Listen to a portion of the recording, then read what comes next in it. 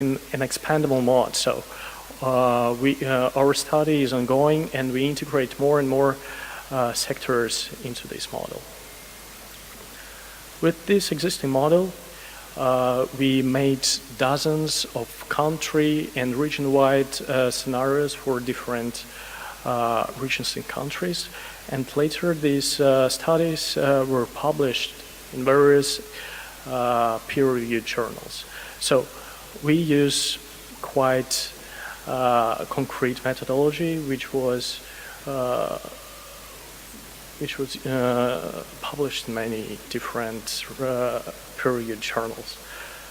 So we made the studies for different parts of the world, and in each part of the world, for each country, it was possible to build 100% renewable energy system.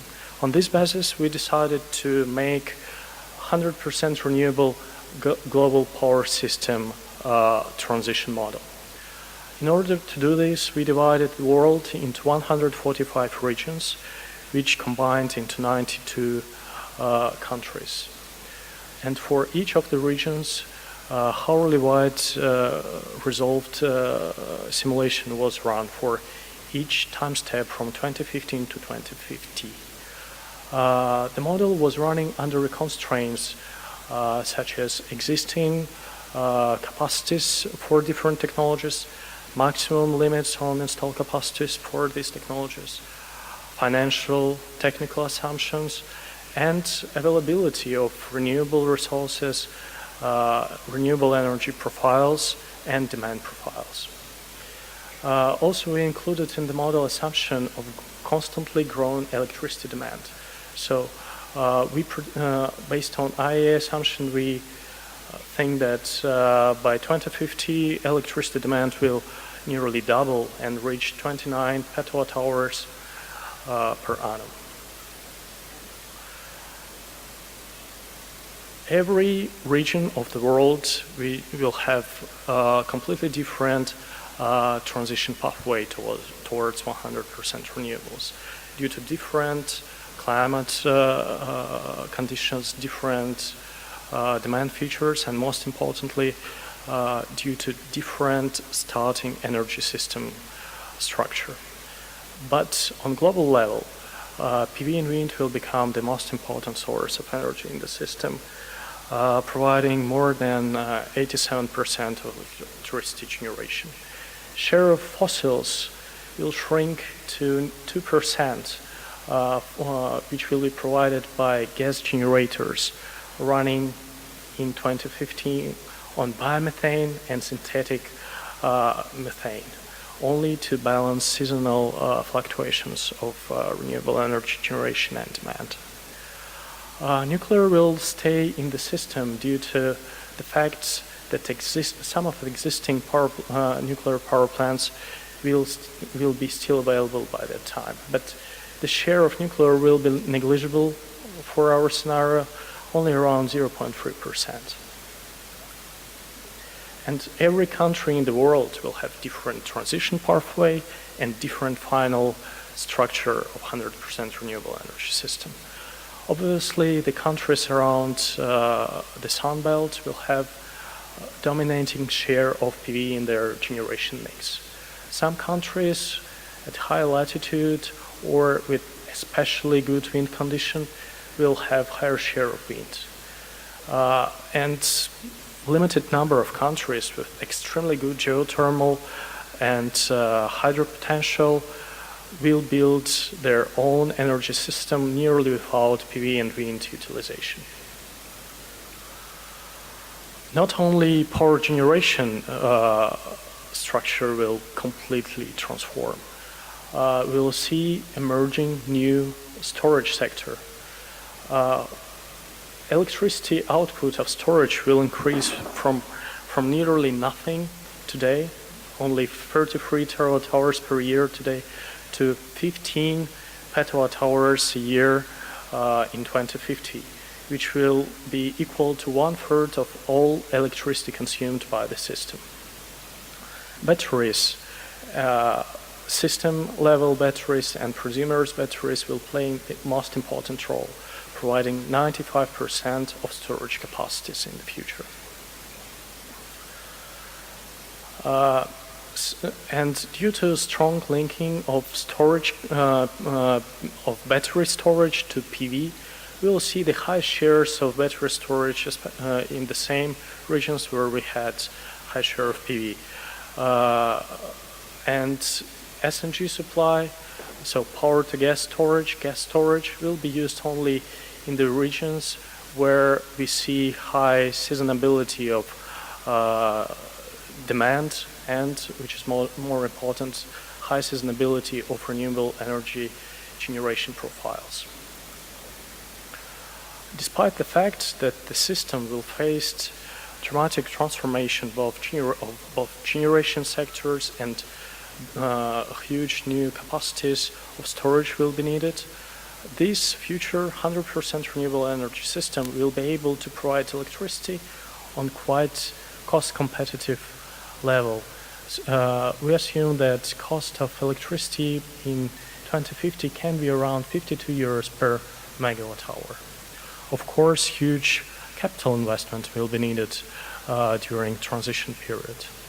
The highest capital investment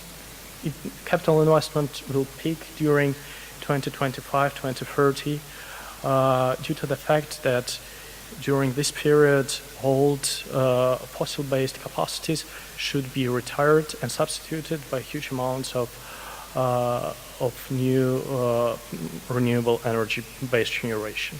Later on, requirements of capital investment will stabilize on the level of a bit higher than 600 billion euros a year. And here is the most important graph of this study. Such cost-driven transition will result in very fast decarbonization of power sector. We'll move from 11 gigatons CO2 equivalent in 2015 to complete zero in 2050. And most of this decarbonization will be accomplished before 2035. Then carbon emissions will decrease more than by 90%. But power sector can be the easiest energy sector to decarbonize. Let's observe the case of Kazakhstan for heat decarbonization.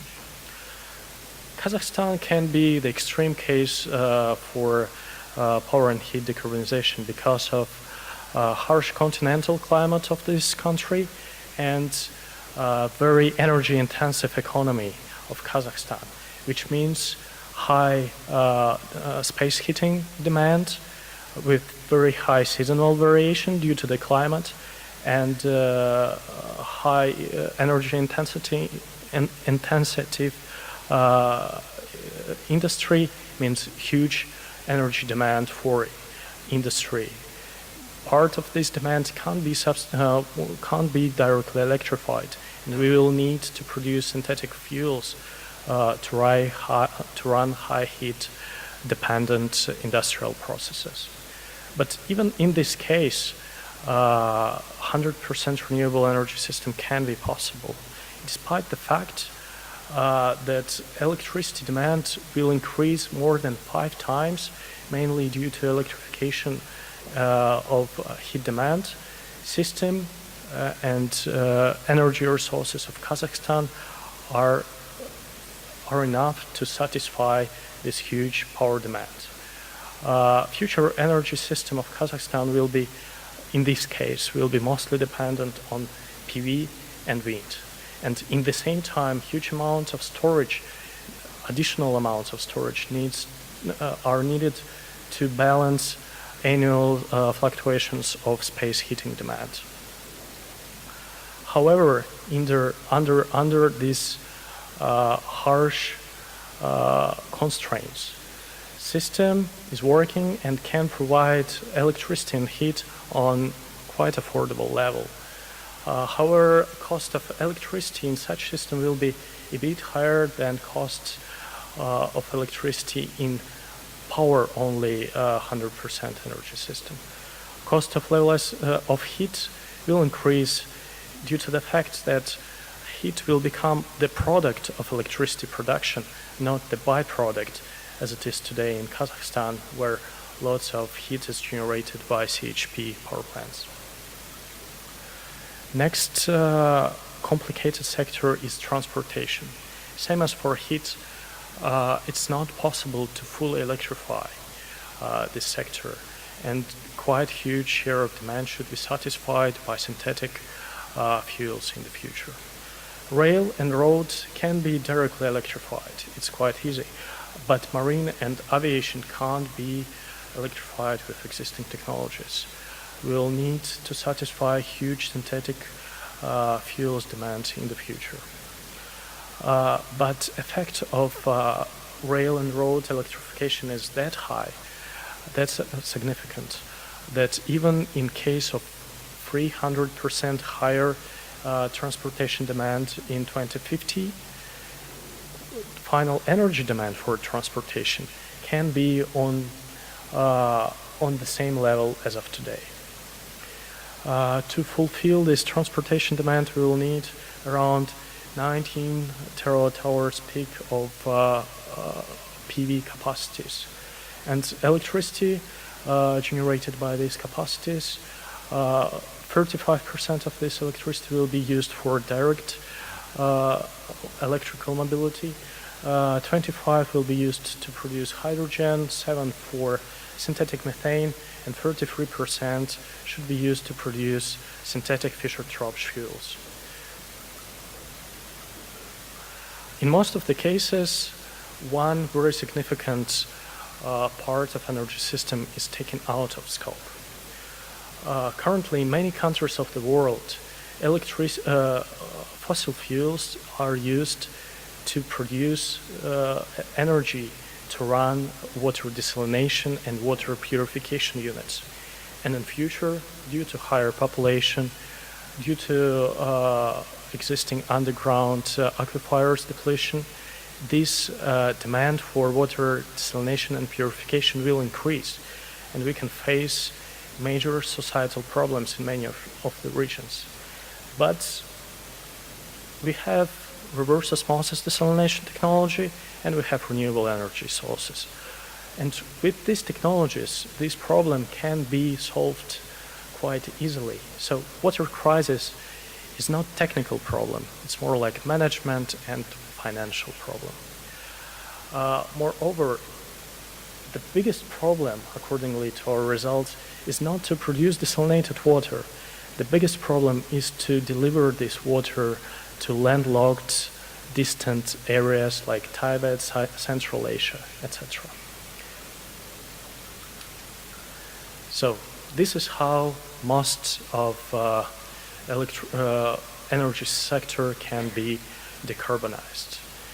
We should electrify demand directly, or if it's not possible, indirectly, and we should switch from fossil fuel-based generation to renewable energy-based generation. Yes, but to indirect electrification, we will need significant amounts of synthetic fuels. And for this, to produce these fuels, we will need CO2, very valuable raw materials for synthetic fuel productions. But in the future, we cannot use fossil fuels CCU because it will violate carbon neutrality constraint. The only case we can use fossil sources if it's really unavoidable. To generate CO2, we should use only sustainable CO2 sources or these unavoidable fossil CO2 sources. Unavoidable CO2 source from fossils is cement production industry, because CO2 is a part of limestones and we can't substitute it anyhow. But other sources are quite sustainable and come mainly from biomass, such as waste incineration, pulp and paper plants, wastewater treatment, biofuels production. It's all byproduct of bio, so it's sustainable source of CO2. And the one more source of CO2 which can be most important in the future is direct CO2 capture from air, because it can be decentralized. We are not dependent on point sources of CO2 production from waste incinerator or wastewater treatment plants. So in future we will not have current CO2 sources, but we will not need it. With this CO2 and hydrogen from electrolyzer, we can produce any synthetic chemical or industry will need. So same as today, but instead of fossil syngas, we will use sustainable CO2 from atmosphere and hydrogen from water. Why direct air capture is so important? Because with this technology, we can produce synthetic fuels in any region of the world where we have high flow hours of renewables, and we can reach the least cost electricity production. These places can be very distant, and we are not dependent on point sources of CO2, so we can build it in the middle of Sahara Desert. In the future, Patagonia, Somalia, Western Sahara, coast of Australia and Brazil can become world major fuel producers and produce gas on a cost level around 400, 600 euros per ton. And in these areas we can produce not only sustainable fuels but also sustainable fertilizers like ammonia, widely used in agriculture. Here is a case study for Patagonia. With perfect wind conditions of this region, we can produce electricity on level around 24 euros per megawatt hour. And from this electricity, we can produce any kind of fuel we want. SNG on the level of 57 euros per megawatt hour at production site, or 70 euros at the destination after liquefaction, shipping and regasification.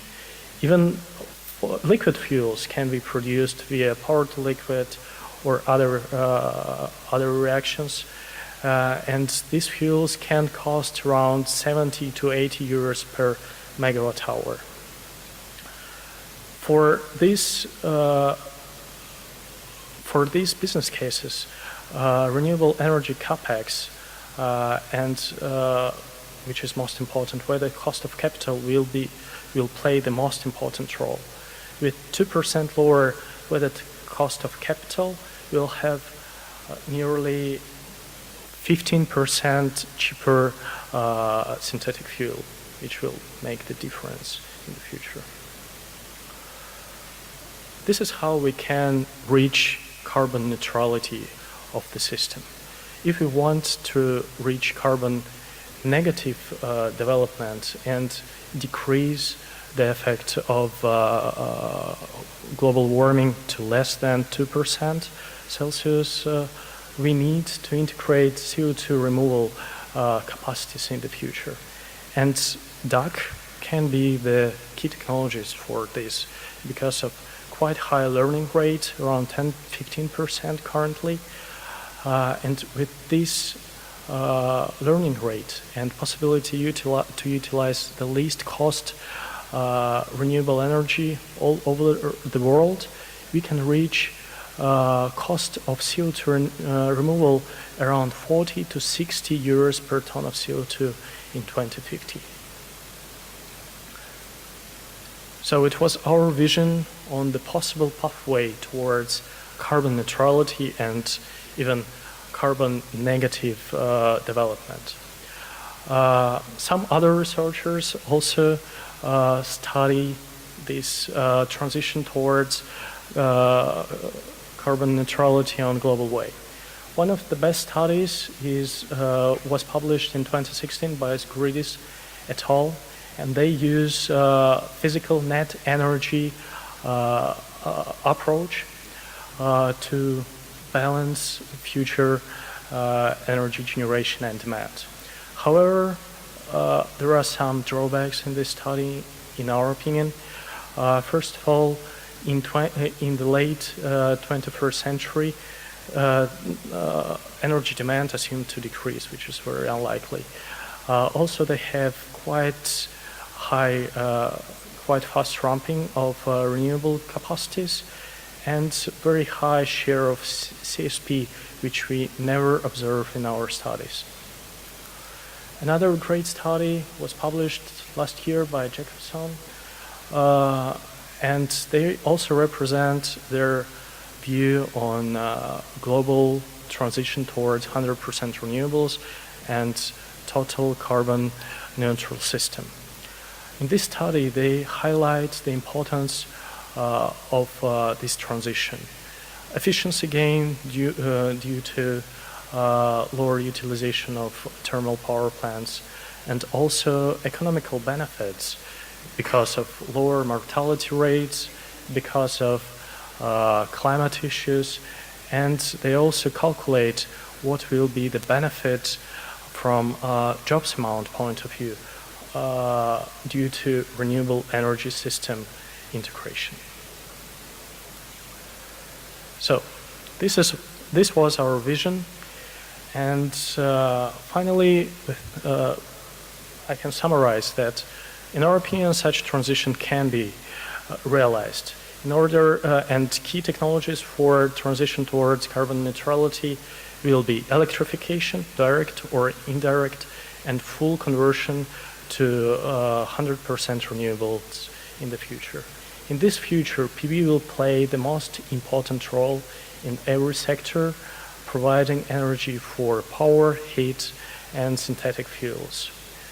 And probably in 2050, if we will try to fulfill Paris Agreement, we will see around 80 terawatt hours peak total PV capacity, which currently sounds completely crazy. Thank you.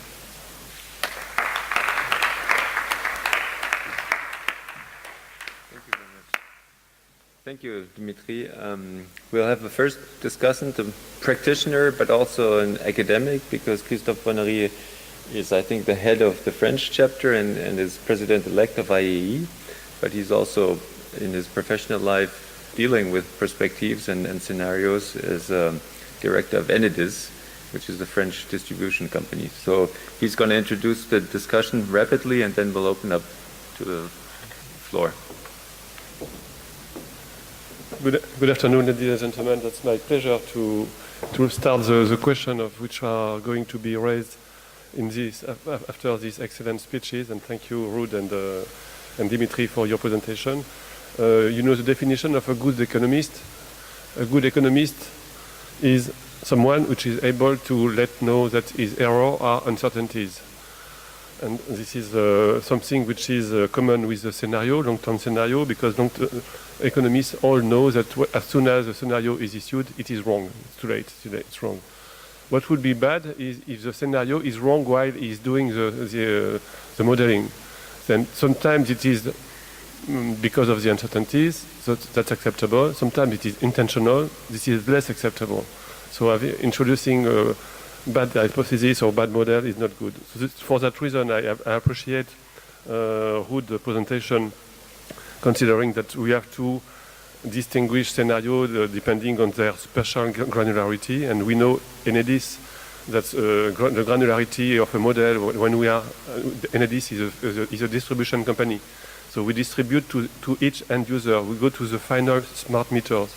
So granularity accounts for us. So if you are at the global level or at the on the household level, of course, the scenario results are different. Temporal granularity is also important for understanding the model, and I understand that you consider that maybe I'm wrong, but scenarios which are over 30 years, 20 years, contains a lot of uncertainties, and it's difficult to make what Dimitri has proposed to go until the end of the century. So but this is just to challenge a little bit your views. And before leaving you the floor, I would like to thank Christian for having taken the initiative of having a special issue of HIP about the scenario, which is going to be issued soon. But I would like to think with you later on on a proposal which is to establish the causality between the energy policies and energy economics. And when we talk about scenario, we have sometimes politicians who have a vision, and this is to implement what Dimitris would like to establish in the future in the world, to have a clean world without any CO2. So politicians have visions, but sometimes they are not necessarily based on scenario, or on energy economics. So should energy economics be the basis and the only basis without any politician view of the future, or should we consider that the politicians have views and the energy economists have to adapt the scenario to make sure that they are compatible with the view? So this is a causality which could be interesting to audit in each country where you are coming from, and if you want to audit and given the EMR in Britain or the energy transition in France or in any country, energy economists are more than welcome to propose an article to the HIP, which could be included in assessing what is the link between between the political vision and the scenario. So thank you, and I don't want to be longer because I suppose that the room has plenty of questions, and we will maybe use this wonderful microphone to take your question. Thank you, Christophe. Will you probably just get up and sit at the table and with the gentleman of the 1970s scenarios, introduce it as discussion, or ask some concrete questions. Thank you. Thanks very much. Well, first of all, thank you, Christophe, because you got much closer to my position, my experience over the last 45 to 50 years in what you said. First of all, one shouldn't go straight into energy scenarios. You should look at global, geopolitical, societal, economic, environmental issues and consider those. If you are concerned much more with regional, national, corporate, individual issues, then you have to go down to that level as is appropriate. Secondly, it's very helpful if you not only look at long-term scenarios, and as you said, depending upon what your interests are, it could be 20 years, it could be 50 years, and it could be to the end of the century. But it's also very helpful if you also consider shorter-term scenarios, let's say 5-year scenarios, which you can update. And if you're getting those wrong, it's helpful to obviously make that clear, but also it may have some insights into your local issues. So clearly you shouldn't just be looking at energy. You should also be looking at the past in terms of technology developments. How long have certain key technologies been around? The fuel cell, nuclear, solar, Meadi in 1912. The past is very important in terms of technology and in terms of the length of energy transitions. So people like Václav Klaus, for instance, their writings are highly relevant to scenario developers. We need to also make sure that we don't ignore key issues and their consequences and their impacts. And we may feel that things have a very, very slight chance of happening, but the consequences for you, your organization, your nation, your region, the world, could be very important. And so you need to, what we used to call, multiply by a coefficient of importance or significance, scenarios which you think are highly unlikely. And of course, climatic change. Well, I haven't seen so far here in Groningen any reference to the fact that of the IPCC's 114 preferred scenarios, 111 of them have already been overstating warming. I see no reference usually to any past global solar minima. Maunder, Glasberg, Spörer, Wolf. these could happen in the future. So we don't need to go back to the Permian or Carboniferous age. We need to go back just to the Little Ice Age to warn us we don't know the future, even about climatic change. And these assumptions, and I've been involved with IPCC since 1991, we need to make sure that that philosophy of the future is uncertain is built into everything we do. And we should therefore make sure that if we need to take precautionary measures, we must make sure that they're as sound as possible and relevant to the scenarios that we're thinking about. Thank you. Thank you, Michael. Hello, thank you. You want to react to this comment? Or I don't know where to begin. Probably should collect a couple of other questions and then give you the final word.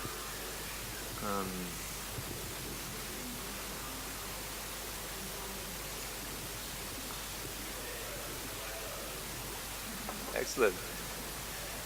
Let me give you the...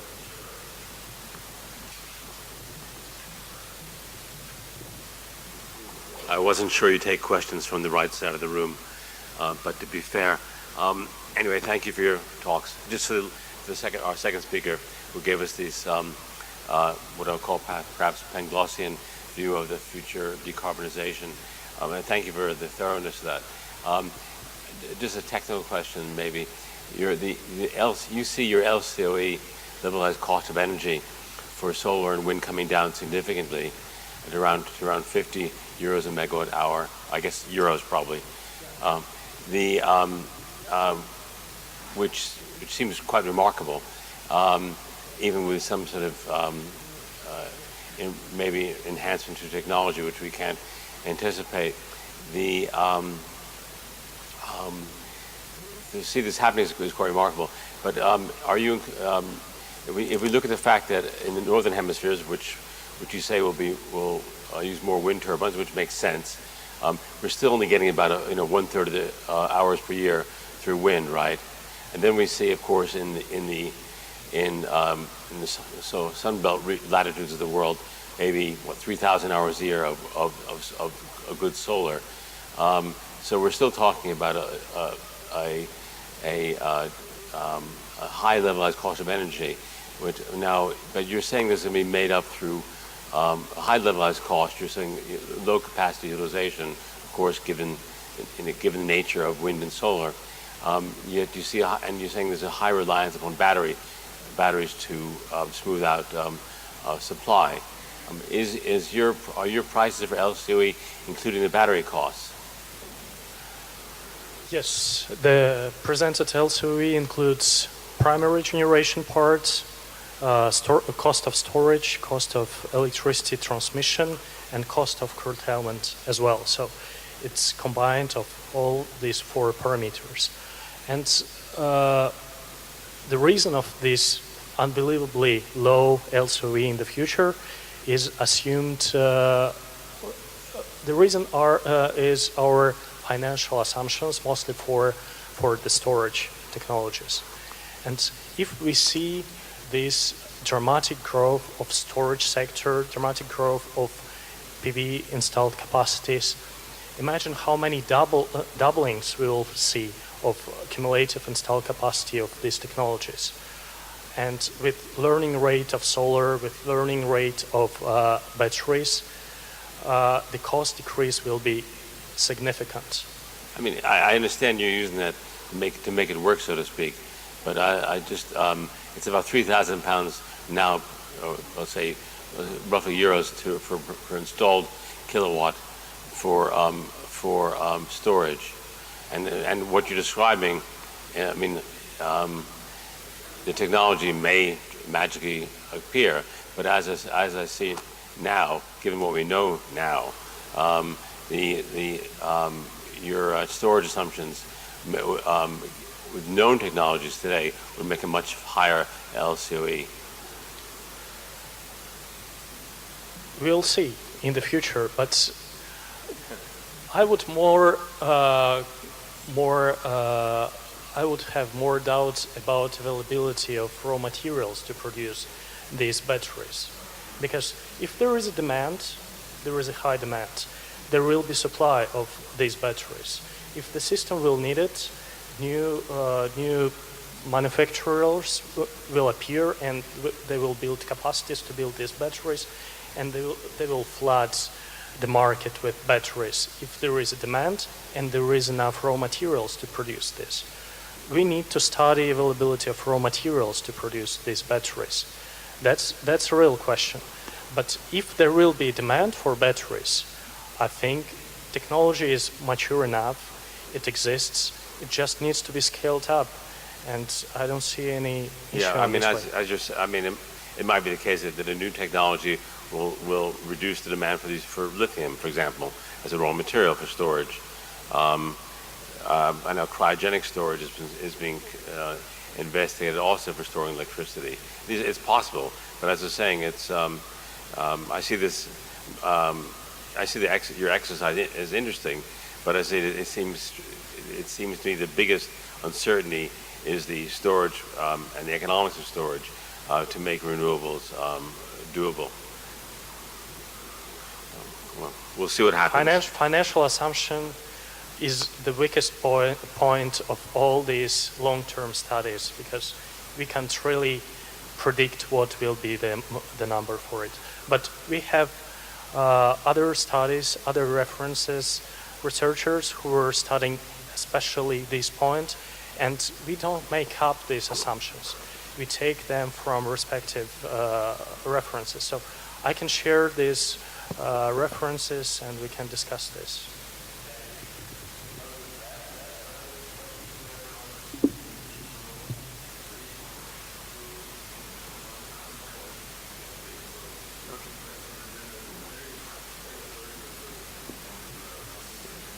I try to make it quick. So I think there was a lot of, in the presentations of what scenarios can be, there was a lot of negative talk about it. So I would wonder what positive things have actually evolved from this exercises. So what errors did we not make, or what alternative technologies did we invest in, so that to see how to kind of see a best practice of scenario making exercises and decision making based on that. First, I will answer first. As a practitioner, we are an industry which is investing €4 billion per year, and we have to know in which direction it has to be invested. If the energy mix is centralized or decentralized, of course the distribution network is not the same, and we do not have to install the cable in the same position. So scenario is something which is necessary. I've been working before the DSO in the oil industry, in the nuclear industry. All the industry use internally scenario, and Shell also for their own purpose are using scenarios. So scenarios are useful. If you want something positive, they are useful. Then of course there are sometimes used for communication purpose, and you have different kind of scenarios, and this is probably the point that Rod mentioned just before, but you may complete if you want other positive aspects. So scenarios pay my salary, right? So I'm about 15 years ago, it's when I actually got to know Christian. I was working at the Energy Research Center of the Netherlands, and we were part of a project and engaged. It was about supply security of natural gas in Europe. And based on the scenario analysis with the deterministic model, where we had looked at disruption scenarios from Russian gas, Middle Eastern gas, North African gas, and Norwegian gas, we came up with some recommendations what should happen to the grid. For example, the whole European grid was aimed at shipping gas from east to west. So one of the recommendations was you should allow for counterflows. And that was one of the recommendations that got picked up and hopefully also contributed to the 10 priority list. But I'm quite sure that the actual values we calculated in the model, that they were only loosely related to what they decided on investing in. One example. That's word. Okay, then I think we need to Well, sorry. Just go ahead. Okay, just a quick question. Super forecasting seems to be getting a lot of credibility these days, popularized by Philip Tetlock. How is that fitting into the scenario making business? Just out of curiosity. Can you tell me what super forecasting is? Well, it's about taking wisdom from crowds from several forecasters using both judgment and numerical models, statistical models, to come up with probabilities for future events and updating their models continuously as new information comes in. And it's proved to be very useful, and the best forecasters are becoming really, really good. That's what this research shows. So, but if this new, it's sort of become a buzzword in some circles, but maybe not in the scenario making business yet. So at the moment, people are starting to move to Google search terms, statistics, rather than large-scale surveys to look at, to determine economic growth in countries and things like that. I think forecasting is possible in some rather short term. And there I can imagine it could contribute. But it's not going to help us finding out what the energy system is going to look like in 40 years. But it may be a topic for Montreal for next year. So thank you very much for the suggestion, and please join me in thanking our panelists for an excellent session. Thank you very much. So enjoy the coffee break, and we look forward to the issue 82 of EEP. Thanks, everybody.